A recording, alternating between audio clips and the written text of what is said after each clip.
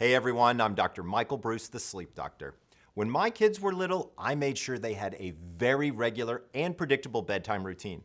Remember, kids thrive on routine, and it was a great way to set them up for both good quality and good quantity sleep. But you might be surprised to learn that regular and predictable bedtime routine is also incredibly important for adults. We all participate in adding structure to our day through calendars, appointments, reminders. But one thing that almost nobody seems to think about is adding structure to your night. By adding structure to your night, you now gain control of your environment and you gain control of your sleep. A good bedtime routine can promote not only healthy sleep, it's not just making modifications to your behavior, but this could include some changes to your bedroom environment as well. So you might be creating a little bit of a shopping list because some of the things in there are old, or maybe you need to bring something new in. I also want to talk to you about how to establish a great bedtime routine because it can make all the difference in the quality of your sleep. Sleep is not an on-off switch. It's more like slowly pulling your foot off the gas and slowly putting your foot on the brake. There's a process that has to occur. I like to think of it kind of like this. You need runway to land the plane. So I'm going to teach you basically how to lay down the tarmac. The first thing I tell people about is we need to start thinking about sleep from the moment we wake up until we sleep. Now, I'm not saying that sleep should be the only thought in your day because that's kind of reserved for people like me, but there are a few things that you can start doing to affect your day, which will also have a great big effect on your night. I'm going to give you 5 different effective sleeper tips that you can do. So the first one is, when should you have your first cup of coffee? Now, you know me, I've got a morning routine that I like people to do, which is called the 3:15s, right? Where you swing your legs over to the side of the bed, you take 15 deep breaths, you drink 15 ounces of water, and you get 15 minutes of sunshine, right? That's the first thing you do, but you notice the second step was hydration. I want people to hydrate before they caffeinate. So this first tip has to do with when to drink your caffeine. It's also kind of interesting when you look at the science behind it. In order for a brain to basically pull itself out of a state of unconsciousness, it needs 2 hormones, and they have to be pretty plentiful. Adrenaline and cortisol kick into gear, and boom, you're awake. Here's the thing is if you compare adrenaline and cortisol to caffeine, it's kind of like comparing cocaine to weak tea in terms of how powerful of nature it has an effect on the brain. So when your brain has got adrenaline and cortisol running around on it and you add some caffeine, you actually do almost no good from an alertness standpoint. But if you wait just 90 minutes, your cortisol and adrenaline naturally begin to drop. If you add caffeine during this natural drop, it actually lifts your cortisol and adrenaline. So you get a little bit more bang for your buck. So do me a favor, wait 90 minutes until after you open up your eyes to get your first cup of coffee. As I said before, part of my morning routine is getting 15 minutes of sunlight every morning. Let me explain to you why this is important and why you should be incorporating this into your morning routine. So first of all, depending upon what time you wake up, if you look at it from an eye health perspective, actually watching the sun rise across the horizon is very healthy. It helps initiate the rods and cones and gets things going in there. But if you're not that early of a riser, still getting sunlight in the morning is important. Why? Because sunlight, when it hits your eye, you have a very special cell in there called a melanopsin cell. Melanopsin cells are ones that send a signal to the brain to either release melatonin or turn it off. Sunlight sends the signal to turn off melatonin. Remember, melatonin is kind of that key that starts the engine for sleep, and so you really don't want that going on in the morning time. You want that to turn off. So before you caffeinate, you hydrate and you get a little bit of sunshine to get rid of some of that melatonin. The other big thing that you need to do during the day is to stay physically active. If I was looking across most of the research, the easiest way to improve overall sleep quality is through physical activity. Now, I'm going to be honest with you. You don't have to run a marathon. You don't have to be a triathlete. You don't have to be a professional. None of that. We're talking about maybe 15 to 20 minutes of cardio a day, right? Now, that's probably not the only activity that you should have, but if you can do at least 15 to 20 minutes of cardio a day, the data would suggest that you're gonna actually see improvements in the depth of your sleep. So tiring the body out a little during the daytime appears to have some very good consequences at night. Now, I wanna also let you know, if you rode, let's say, the Tour de France during the day, one day and not the next day, you're still gonna sleep roughly the same amount, but your body will do different things while it's sleeping. The other big thing, stay hydrated, not just in the morning, but throughout the day. The process of sleep is one that requires the body to be hydrated. There are a lot of technical reasons why, but at the end of the day, it's important. Now, when I use a phrase like the end of the day, we do not want to be catching up on water at the end of the day. Why? Well, it's pretty obvious. It makes you wake up and pee. So what I tell people all the time is you need to kind of plan your hydration throughout your day. Now, I know this sounds like, wow, you got a lot of stuff in your schedule, Dr. Breus. Actually, it's not that hard to do. You fill up your water bottle at the beginning of the day, and by lunch, if you make sure that it's gone, you're probably in pretty good shape. But staying hydrated throughout the daytime will give you more positive sleep results at night. Then finally, when do you bookend your caffeine, or when do you stop your caffeine? At the latest point, I would say it would be 2 p.m. in the afternoon. Remember, caffeine has a half-life of somewhere between 6 and 8 hours, depending upon how fast of a metabolizer you are. If you're a little bit older, you may be a slower metabolizer and that caffeine could hang on longer. If you're younger, you could be a fast metabolizer and it'll move quickly. Either way, 6 to 8 hours is where half of that material is still in your body. Well, what does that mean? That means at 10 o'clock at night, if you had 3 cups of coffee during the day, 1.5 cups is still wandering around your brain. So stopping by 2 p.m. is the latest. If you can, maybe move it earlier to 12, and then again, maybe just keep it into the morning time. But caffeine, I would argue, is probably one of the biggest problems when it comes to falling asleep and staying asleep, and then getting into the depth of sleep that we're looking for. Now, I've told you a lot of things that you could do during the daytime, and that's important too. Remember, we gotta have runway to land the plane. But when we touch the plane down, we've got to have a couple things going on at night. So now I'm going to give you some tips that are very specific to put into your routine at night. But I also want to be clear about something. You don't have to use all the tips. Pick and choose which ones you'd like to try first. The big one, it's alcohol. I know everybody's like, Michael, come on, you can't be hammering on alcohol all the time. The truth of the matter is while alcohol does make us feel sleepy, and it even promotes deep sleep in the very early hours, it's awful towards the middle and the end of the night. You wake up to have to urinate, you've burned through all of the sugar, the alcohol wears off, and by the way, when you drink enough, you anesthetize your body. So you're not actually getting sleep. It's kind of like when you go in for surgery and they stick an IV in your arm and then they pull it out and you wake up, you weren't asleep, you were unconscious. That's what alcohol does to you as well, especially when you get past maybe 2 or 3 drinks. So if you want to have a glass of wine or a whiskey or a beer with dinner, I don't think I care. But when you go past 2 drinks, that's when the problem happens. So here's the best method for still being able to enjoy alcohol and get a good night's sleep. Limit your alcohol to 2 drinks. In between each drink, have a glass of water, and then from the start to the end, the last point of drinking, give yourself 3 hours before bed. So in our scenario where dinner started at 7, you have your first glass of wine at 7, your second glass, you have a glass of water in there, your second glass of wine maybe around 7:30, another glass of water, you're done by 8, your bedtime is 11, you're good to go. The next thing I want to talk about is exercise. Well, I told you about exercise during the daytime. There are some people who should not exercise too close to bedtime. Why is that? Well, the theory is that when you raise your core body temperature, it makes it difficult for your core body temperature to drop later on and release melatonin. So for a lot of people, we used to say, hey, we want to limit exercise for 4 hours before bed.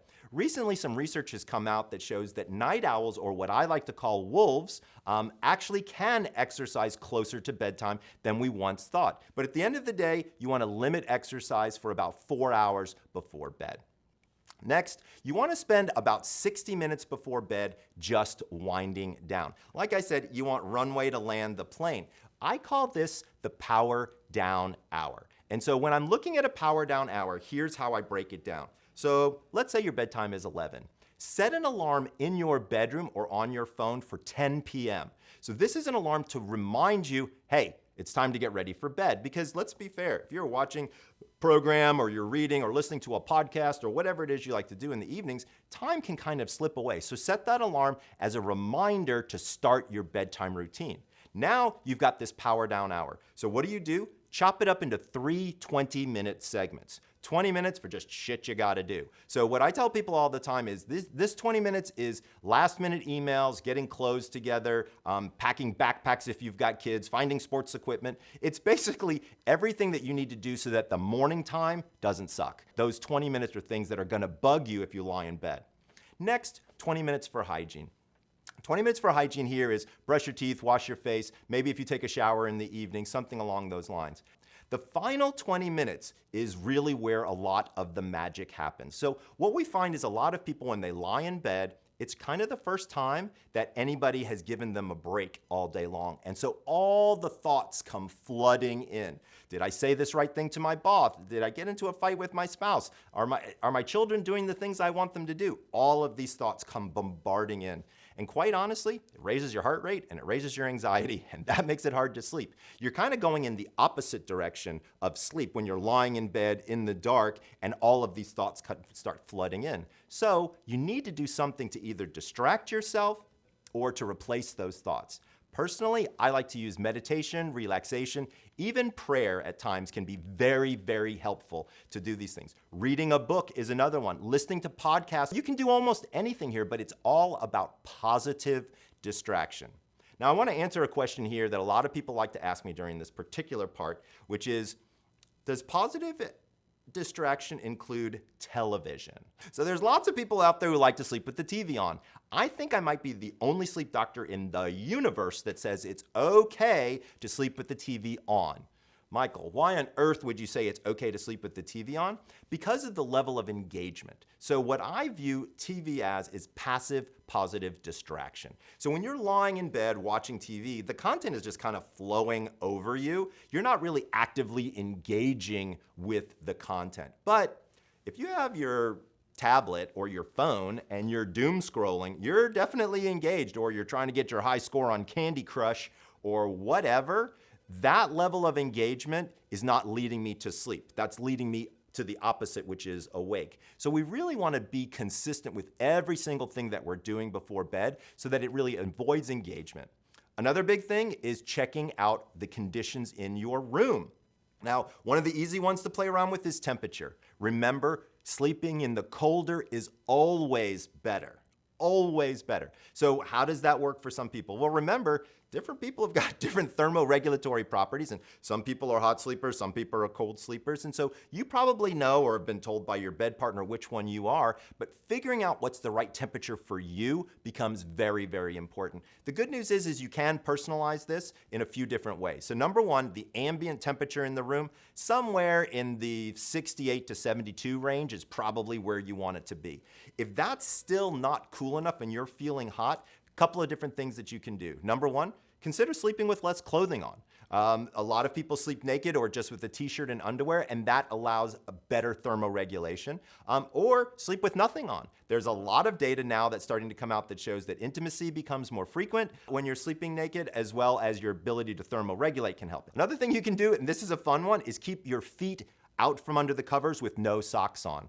So one of the things that people ask me about all the time, or maybe people out there have experienced this themselves, but you're hot in the middle of the night, and then you take your foot and you bring it outside and put it out from the covers, and then instantly you're good to go. Why?